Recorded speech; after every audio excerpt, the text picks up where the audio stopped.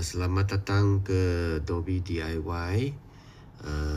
Kalau you ada masalah gunakan mesin ataupun you ada masalah bila mesin jalan separuh ada error ataupun misalnya coin changer ada problem, you tengok dulu sama ada masalah anda disenarai dalam QR list yang kami ada dekat pintu. Okey, sama ada you ada masalah tu boleh cari ataupun masalah itu tak dapat cari. Kalau masalah itu sudah tersenarai dalam QR list, you gunakan handphone anda, scan QR itu untuk tapakan video. Kami akan telah sediakan video untuk guide anda macam mana nak settlekan masalah tu. You ikut arahan dalam video saja. Kalau masalah itu settle, you teruskan. Kalau misalnya masalah itu tak ada dalam senarai QR list, ada dua pilihan. Satu pilihan ialah kalau masalah berlaku itu ialah siang, maksudnya 9 pagi sampai 7 petang, kami ada orang care line akan terima telefon anda. You boleh telefon, kemudian terus bercakap dengan orang yang bertugas. Jadi harap-harap masalah akan disettlekan.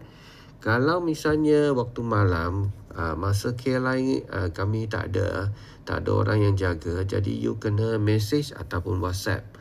WhatsApp maklumat macam cawangan di mana misalnya Kulim dekat taman apa, you boleh tengok cawangan, informasi cawangan dekat signboard di luar. Okey, catatkan cawangan, nombor mesin, misalnya washer nombor 1, nombor 2 ada nombor dekat mesin. Kemudian terangkan masalah seberapa detail yang boleh.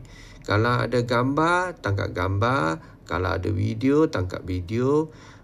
Tunjuk bukti transaksi. Kalau misalnya gunakan e-wallet, dia tak jadi ke apa-apa, ada masalah, dia tak ada turn on mesin, you bagi bukti transaksi e-wallet tu. Masa berlaku kalau ada, kalau itu ada transaksi tak payahlah sebab transaksi itu sudah ada masa. Kalau tak ada, you letakkan masa, you bagi QR untuk bank account ataupun touch and go yang you ada.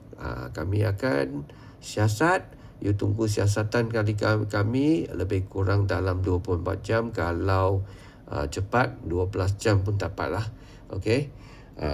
Jadi misalnya kalau you sudah ikut apa yang dalam video, arahan dalam video, sama ada masalah settle ataupun masalah tak settle.